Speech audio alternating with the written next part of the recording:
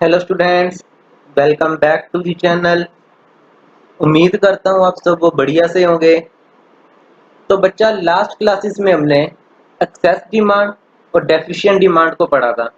Access और deficient demand में हमने ये देखा था कि कौन कौन से रीजंस हैं जिससे हमारी इकोनॉमी में एक्सेस डिमांड की सिचुएशन अराइज होती है या फिर डेफिशिएंट डिमांड की सिचुएशन अराइज होती है, और इन दोनों के एक्सेस और डेफिशिएंट डिमांड की वजह से हमारी इकोनॉमी में क्या इम्पैक्ट पड़ता है।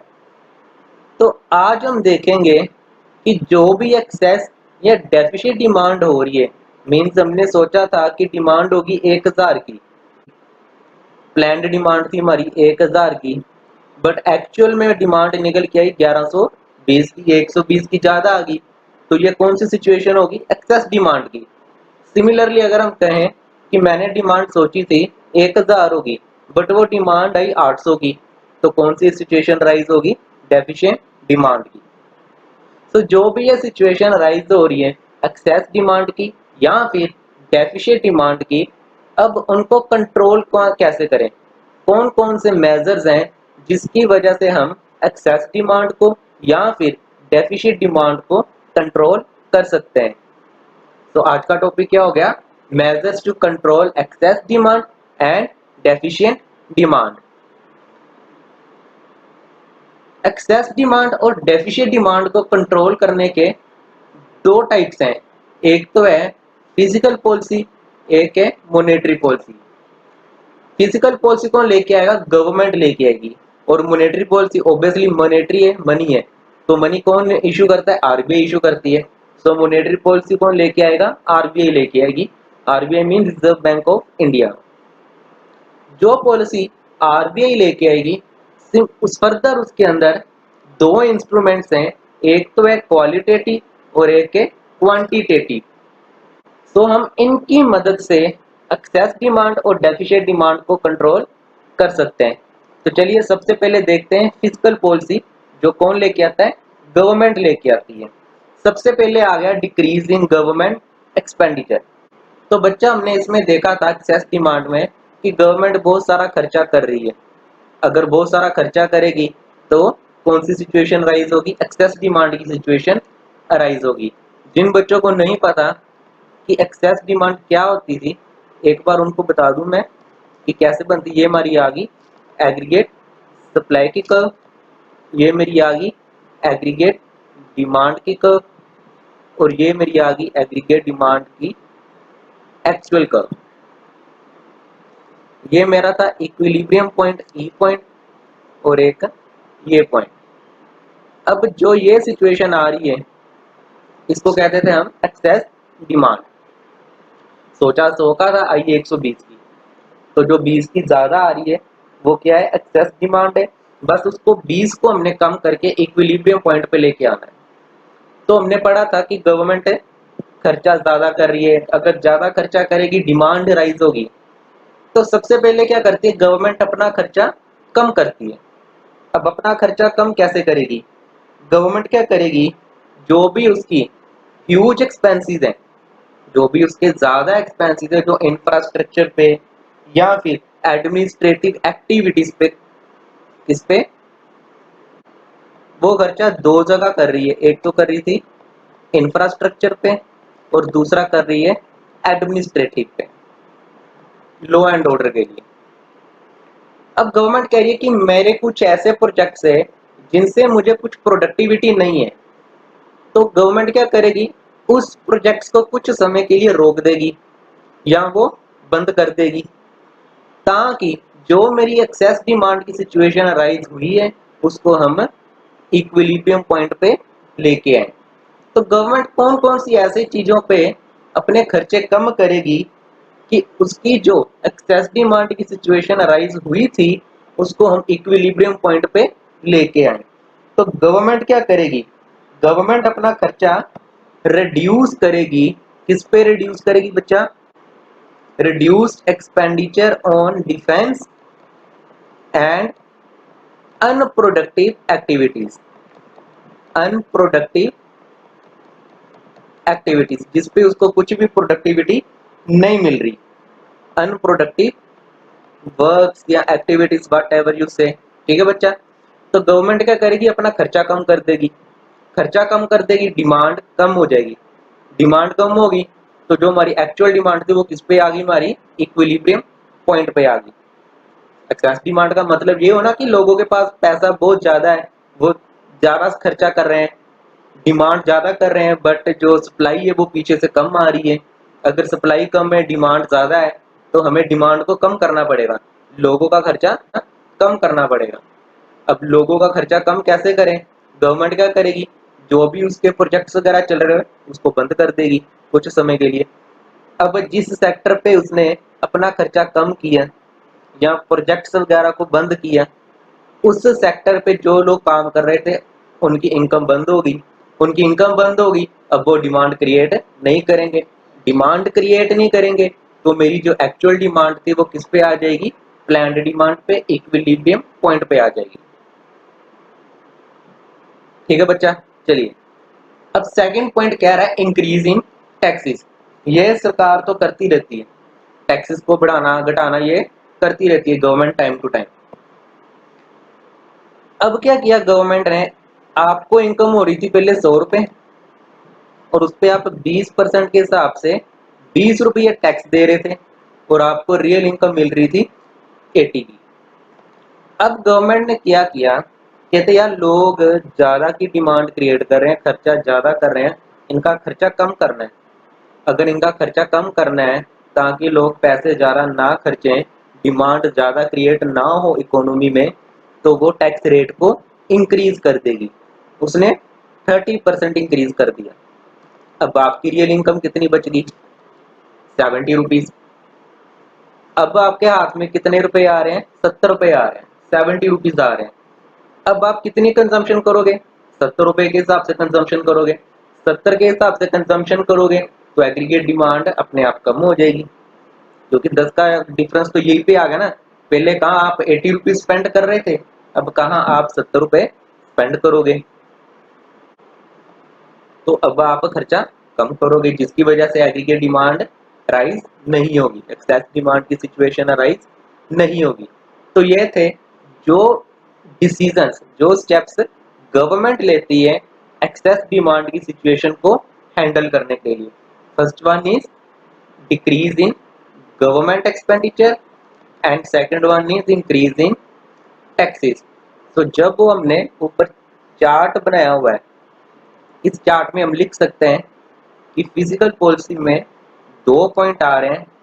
First one is decrease in government expenditure, और गवर्नमेंट अपना एक्सपेंडिचर कहाँ डिक्रीज करेगी, जहां पे उसको कोई भी प्रोडक्टिविटी नहीं मिल रही। अगर प्रोडक्टिविटी नहीं मिल रही तो गवर्नमेंट कहेगी ना मैं खर्चा कम करूं, तो लोग पैसा वेस्ट ना करें, ज्यादा स्पेंड ना करें। अगर ज्यादा स्पेंड करेंगे डिमांड राइज होगी, तो गवर्नमेंट क्या करेगी, अपना खर्चा कम कर देगी। And second one is increase in taxes. Government tax increase कर देगी ताकि जो रियल इनकम है कंज्यूमर्स के एंड में ज्यादा ना आए, कम आए। अगर जितना पैसा लोगों के पास कम होगा उतना पैसा वो कम खर्चेंगे, कम खर्चेंगे तो डिमांड राइज नहीं होगी। चलिए अब आ गए मॉनेटरी पॉलिसी। मॉनेटरी पॉलिसी कौन लेके आता है, आरबीआई लेके आता है। और आरबीआई दो तरह के इंस्ट्रूमेंट्स लेके आता है, एक तो लेके आता है क्वांटिटेटिव एंड दूसरे लेके आता है क्वालिटेटिव इंस्ट्रूमेंट। आरबीआई क्या करेगा, सबसे पहले तो बैंक रेट इंक्रीज कर देगा। बैंक रेट का तो पता होगा सभी को, बैंक रेट क्या कहते हैं, जो आरबीआई कमर्शियल बैंक को पैसा लोन पे देती है। जैसे ये बैंक, ये एक बैंक है, ये आरबीआई है। आरबीआई ने लोन दिया, पैसा दिया, क्रेडिट दिया कमर्शियल बैंक को। जब आरबीआई बैंक को लोन देगी, कमर्शियल बैंक को पैसे लोन में देगी, क्रेडिट पे देगी, तो बैंक उस पे इंटरेस्ट पे करेगा आरबीआई को, से 10%।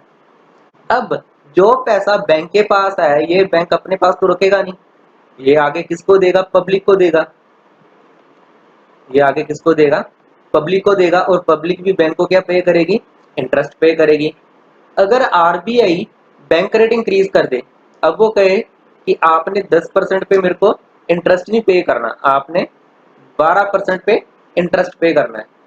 अब वो 12% पे इंटरेस्ट पे करेगा बैंक आरबीआई को, और बैंक आगे पब्लिक से कितना चार्ज करेगी? 16% चार्ज करेगी। इसका मेन मेन सीधा सीधा कारण ये हुआ कि इकोनॉमी में पैसा आए ही ना, लोग लोन ही ना लें।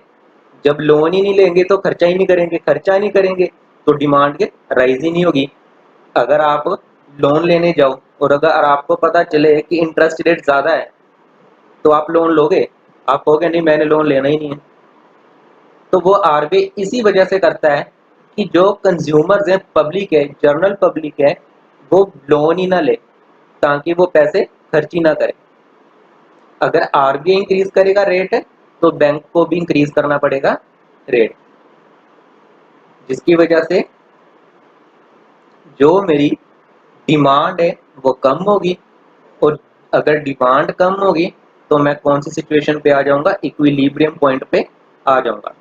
तो मेन मेन सीधा सीधा कारण ये हुआ इंक्रीज बैंक रेट करने का, कि लोग लोन ना लें और वो पैसा खर्च ना करें, एक्सेस डिमांड की सिचुएशन अराइज ना करें।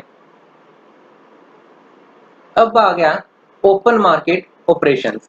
ओपन मार्केट ऑपरेशंस का मतलब हुआ कि आरबीआई क्या करती है, सिक्योरिटीज जो है, सिक्योरिटीज जो है या तो वो खरीदती है या तो फिर बेच देती है। अगर तो एक्सेस डिमांड की सिचुएशन है, तो वो क्या करेगी? अब सिक्योरिटीज मार्केट में सेल कर देगी, गवर्नमेंट सिक्योरिटीज को क्या कर देगी? सेल कर देगी, सेल ऑफ सिक्योरिटीज। जब वो सिक्योरिटीज सेल कर देगी, लोगों ने वो सिक्योरिटीज को परचेज कर लिया, इट मीन अगर आरबीआई ने सिक्योरिटीज को सेल किया, इट मीन ये किसने परचेज की होगी? आगे पब्लिक ने परचेज की होगी। जब पब्लिक ने परचेज की ये पॉलिसीज को, सिक्योरिटीज को, तो पैसा किसके पास आ गया? आरबीआई के पास आ गया। इट मीन जब लोगों के पास खर्चने को पैसा कम पड़ गया, अगर लोगों के पास पैसा ही नहीं रहा कंज्यूम करने के लिए, कंजम्पशन के लिए, तो वो आगे एक्सेस डिमांड की सिचुएशन राइज ही नहीं करेंगे, वो डिमांड ही नहीं करेंगे। तो जब जब इकोनॉमी में एक्सेस डिमांड की सिचुएशन अराइज होगी, तो आरबीआई क्या करेगा? ओपन मार्केट ऑपरेशन में से सिक्योरिटीज को सेल कर देगा। वो मार्केट में गवर्नमेंट सिक्योरिटीज को बेच देगा। जो वो सिक्योरिटीज को बेचेगा वो जनरल पब्लिक परचेज कर लेगी। जो जनरल पब्लिक परचेज करेगी, इन शॉर्ट वो पैसा किसके पास आ गया? आरबीआई के पास आ गया, और लोगों के पास खर्चने को पैसे कम पड़ गए। पैसे कम पड़ गए तो वो आगे डिमांड क्रिएट नहीं करेंगे।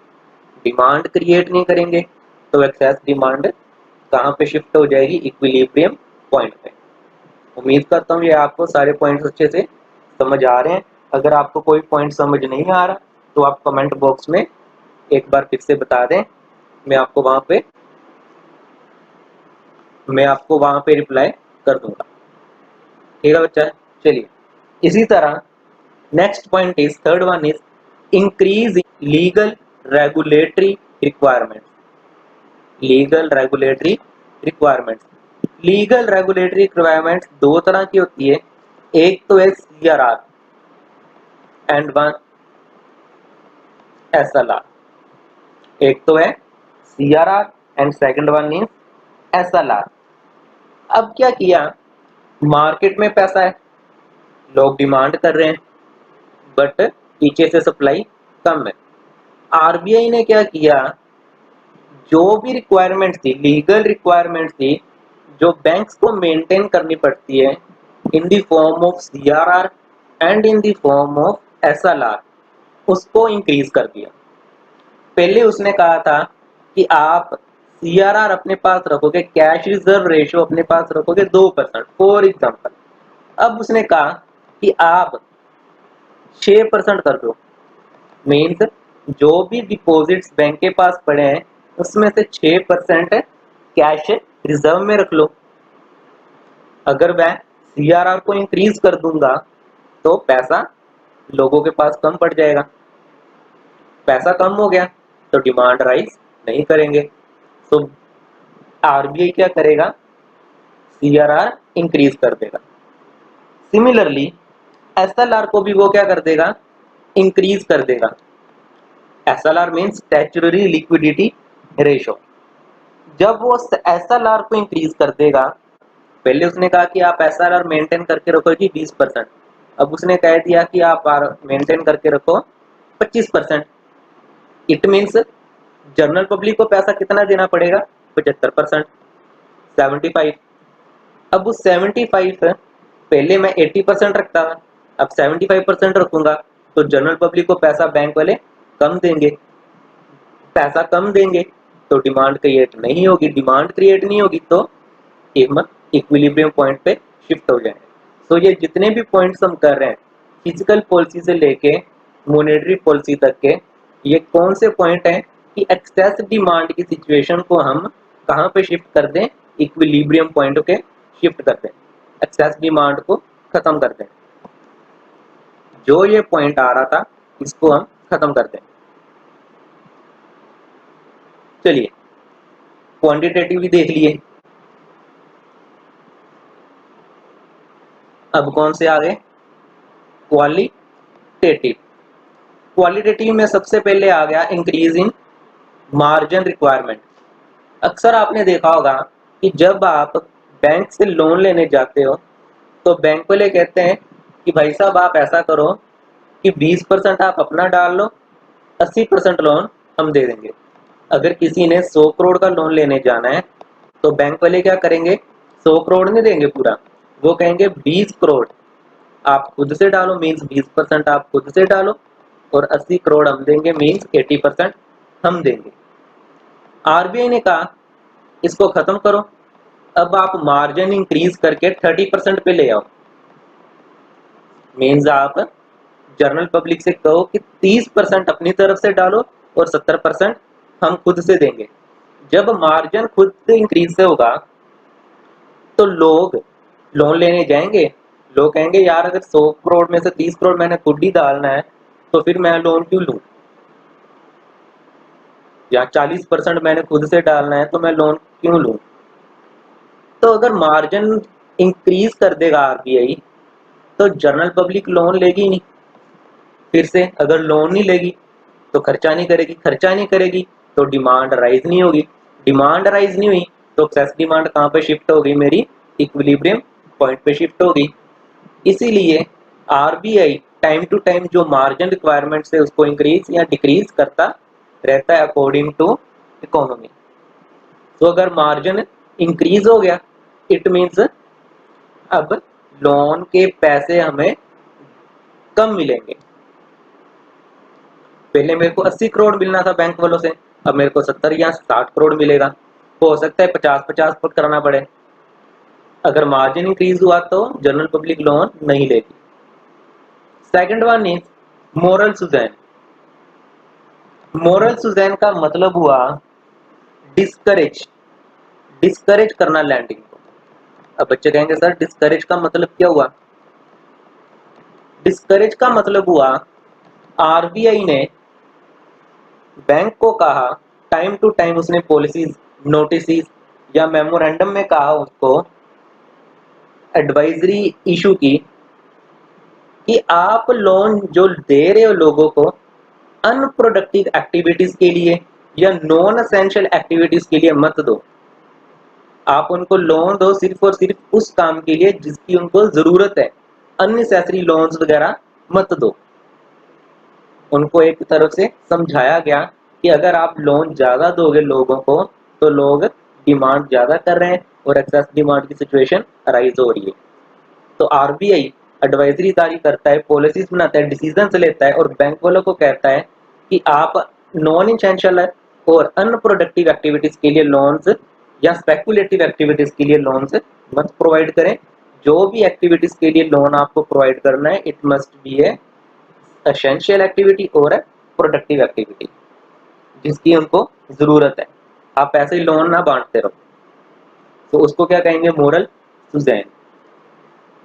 इसी तरह third one and the last one is selective credit control. Selective credit control का मतलब क्या हुआ? Credit rationing. Credit rationing. Credit rationing का मतलब हुआ कि बैंक वालों को आरबीआई ने कहा, अब उसने सख्ती से कहा, मोरल सुजैन में सख्ती से नहीं कहा, स्ट्रिक्ट होके नहीं कहा, जर्नली उनको एक एडवाइजरी जारी की, समझाया, प्यार से समझाया बिल्कुल।